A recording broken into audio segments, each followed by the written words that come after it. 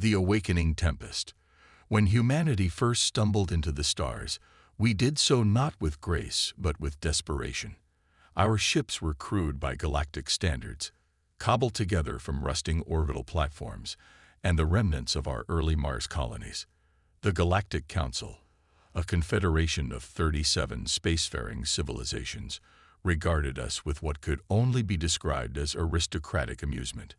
Humans, the Vosic ambassador had declared at our first contact ceremony, are like unrefined ore, full of potential, but requiring significant processing. The chamber of alien dignitaries chittered their agreement, mandibles and tentacles waving in what we later learned was their version of polite laughter. We accepted their terms. What choice did we have? Earth was overpopulated, resource depleted, and teetering on ecological collapse. The Council offered technology, medicine, access to uninhabited worlds. All they asked in return was our cooperation, our resources, and our adherence to their ancient protocols. For 50 years, humanity played by their rules. We mined the asteroids they considered too dangerous, fought in their border skirmishes against non-council species, and provided endless entertainment with our quaint art and primitive emotions. Each time we developed a technological breakthrough, Council inspectors would arrive to assess its compatibility with galactic standards. Innovations that might challenge Council supremacy mysteriously failed to receive approval. Commander Elena Chen watched the latest Council edict scroll across her screen aboard the Lunar Command Center. Her face remained impassive, but the coffee mug in her hand cracked under pressure. "The final protocol," she whispered. "They've actually done it." The document was bureaucratically bloodless in its language. Due to ongoing concerns regarding human technological development trajectories, Earth was being placed under a Category 7 restriction. No more independent space travel. No more colonization. All existing human settlements beyond Sol would be administered directly by Council overseers, all in the name of galactic stability. The vote had passed unanimously. Not a single Council species had spoken in our defense. Not even the Terrell who had called themselves Earth's friends. "They didn't even invite our representatives to the session," said Admiral Okafor, his voice hollow. "Scheduling error," they claimed. Chen looked out the viewport at the blue-green world below. 50 years of being their good little humans, and this is what we get. What the Council failed to understand about humanity wasn't our technology or our biology. They had extensively studied both. What they missed was our history. We hadn't unified our planet through peace and enlightenment like many Council species. Earth's nations had formed through millennia of blood, betrayal, and perseverance. We knew what it meant to be conquered, to be colonized, to be treated as less than. And we remembered. The Shadow Initiative began not with a declaration or a revolution, but with a withdrawal. Earth simply disengaged. Trade slowed. Communications became sporadic. Human representatives to Council functions began declining invitations, citing internal matters. The few who did attend smiled politely and said little of substance. The Council called it a predictable emotional response and gave humanity space to process its disappointment. They expected protests, perhaps even small-scale violence. Instead, they got silence. What they couldn't see was happening in hidden facilities throughout the Sol system. In abandoned mining bases on Mercury, in subsurface laboratories on Europa, in quantum-shielded stations orbiting Neptune. Earth had officially complied with the technology restrictions, but unofficially, a coalition of brilliant minds had been planning for this day for decades. Dr. Sanjay Mehta had been a celebrated sinolinguistics prodigy before the Council rejected his universal translator for being potentially destabilizing to cultural preservation efforts. Now he led the Shadow Initiative's infiltration division. The Council's primary weakness, he explained to the gathered scientists and military personnel, isn't technological, it's psychological.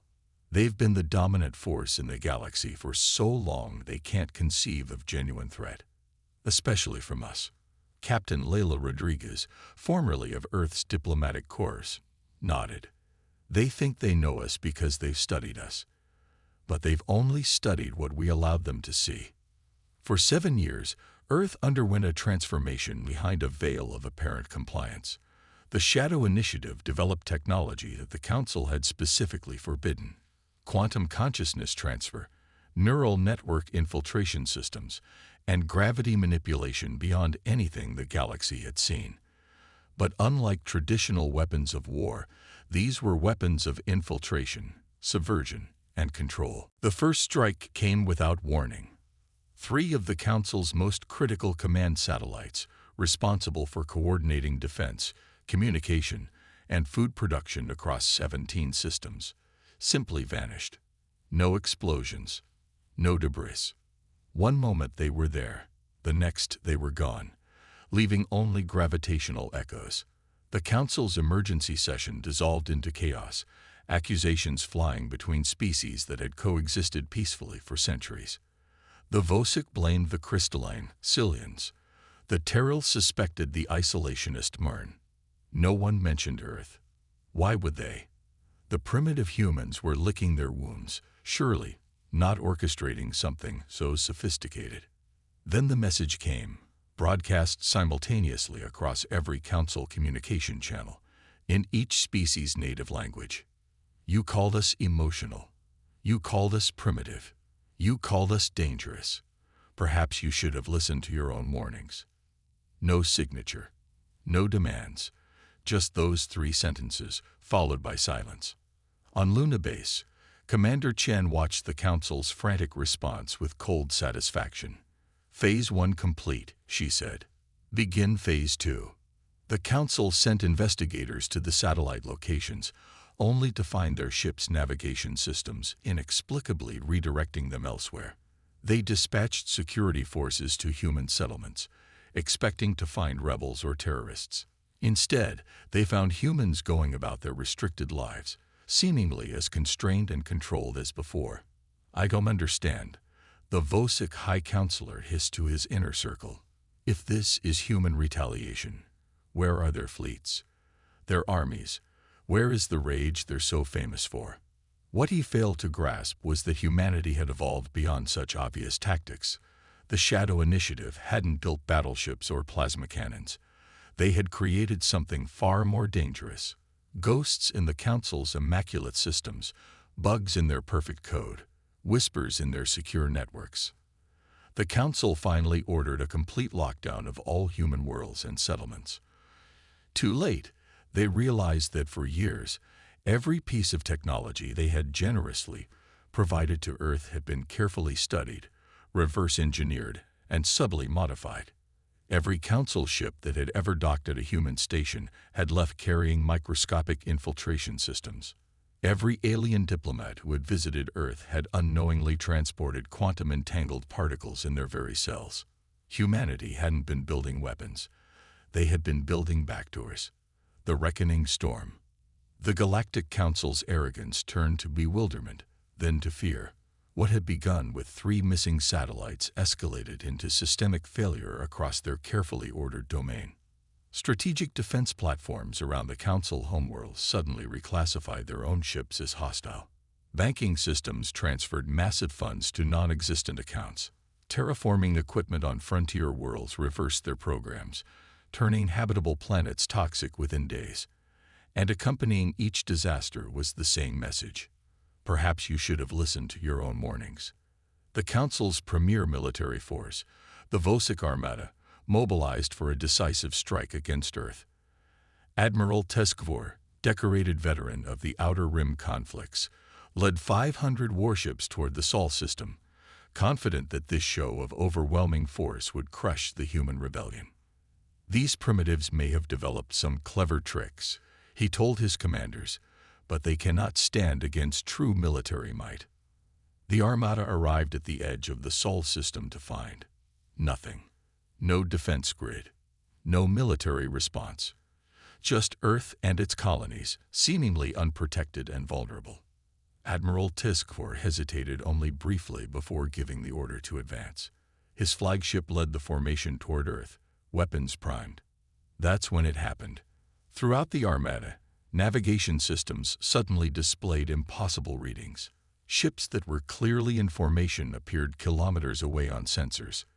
Communications degraded into incomprehensible static. Life support systems reported hundreds of different contradictory metrics. What is happening? The Admiral demanded, his compound eyes blinking rapidly in distress. On his command view screen, a human face appeared, Dr. Sanjay Mehta, smiling calmly. "Admiral," he said conversationally, "did you know that Vosic neurophysiology is particularly susceptible to quantum interference patterns? Your species' unique sensory apparatus makes you extremely vulnerable to certain frequencies." Throughout the Armada, Vosic crews began to experience hallucinations.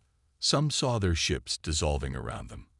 Others perceived hostile boarding parties where none existed. Many simply collapsed, their nervous systems overwhelmed. "This isn't technology," Tiskvor gasped as his own perceptions began to distort. This is magic," Mehta suggested. "Clark's third law, Admiral. Any sufficiently advanced technology is indistinguishable from magic. We've simply advanced further than you permitted yourselves to see." No Vosic ship was physically damaged. None were destroyed or captured. Yet within 6 hours, the entire Armada had retreated in complete disarray, having fired not a single shot. The recording of this encounter spread throughout Council space, despite frantic attempts at suppression. The message was clear. Earth could not be conquered by conventional means.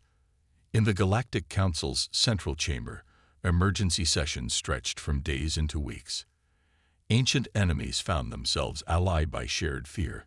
Species that had competed for millennia now huddled together, desperately seeking solutions. "How did we not see this coming?" demanded the Cillian overseer, crystalline form pulsing with agitation. "How did we miss such development?" The Terril ambassador, once the closest thing humans had to an ally, lowered her eye stalks in shame. "Because we chose not to see. We categorized humans by their obvious characteristics, emotional, competitive, hierarchical, and ignored everything else." What do they want? The question echoed through the chamber. Why haven't they made demands? No answer came, until the day the Council's unified banking network collapsed entirely. For centuries, the Council had used economic leverage to control developing species. Resources were extracted from newcomers at predatory rates. Technologies were leased, never given. Debts accumulated across generations, ensuring compliance through financial dependence. Now, the entire system lay in ruins. Planet-sized server farms that processed quadrillions of transactions daily simply shut down. The quantum encryption protecting financial records unraveled, revealing centuries of exploitation in excruciating detail. Every manipulative contract, every coercive trade agreement, every instance of economic sabotage, all exposed to the species who had suffered under them. That same day, artificial atmospheric generators on 17 Council worlds, primarily the homeworlds of the most powerful species, reported critical failures. They hadn't actually failed. The reports were false. But the message was unmistakable. Earth could turn off their air if they chose. Finally, a formal communication arrived from humanity. Not a broadcast this time, but a single human woman walking calmly into the Council chamber. Captain Layla Rodriguez, once a minor diplomatic functionary, now the voice of Earth. "You're wondering what we want," she said to the assembled representatives, her voice echoing in the cavernous space. "The answer is simple: nothing from you." She activated a holographic display, showing the full extent of human infiltration into Council systems. Far worse than anyone had imagined. Quantum-entangled nodes in every major facility, consciousness transfer receivers in military command centers, gravity manipulation devices capable of tearing planets apart, hidden in plain sight. For 50 years, you treated Earth as a resource to be exploited and humans as children to be managed. Rodriguez continued. You assumed our cooperation was submission. It wasn't. It was reconnaissance. She approached the ancient stone table that had symbolized Council authority for millennia, and placed a small device upon it. It projected an agreement, simple, direct, and non-negotiable. Earth demands recognition as a sovereign power equal to the Council as a whole. We will neither join your hierarchy nor submit to your protocols. We will develop as we choose, explore as we choose, and govern as we choose. In return, we will not dismantle your civilization further. The Council had no choice but to accept. With the signing of what would later be called the Sovereignty Accord, the Galactic Order transformed overnight. The Council continued to exist, but as one power among many, no longer the unchallenged authority. Humanity did not seek revenge beyond the message they had delivered. The technologies they had developed remained largely defensive. The Shadow Initiative, its purpose fulfilled, slowly integrated back into regular governance. As Captain Rodriguez, soon to be Ambassador Rodriguez, prepared to return to Earth, the Terrell representative approached her privately. "We underestimated your species in every possible way," she admitted. "But what truly terrifies us is that you achieved all this without firing a shot. You could have destroyed us." Rodriguez considered this for a moment. Destruction was never our goal. We simply wanted to be respected, not patronized. To be treated as equals, not as resources. "And now?" the Terrell asked. "Now," Rodriguez said, looking out at the stars, "we do what humans have always done best. Adapt, explore, and remember. The galaxy is wide, and there's much we have yet to learn, as equals, not subjects." As her ship departed for Earth, Rodriguez reflected on humanity's journey. The Council had called humans dangerous primitives, ruled by emotion rather than reason. In the end, they had been right, but for the wrong reasons. Humanity's greatest strength hadn't been our rage or our technology, but our memory of oppression and our unyielding determination to never accept it again. The stars looked different now, not as distant, not as forbidding, just waiting.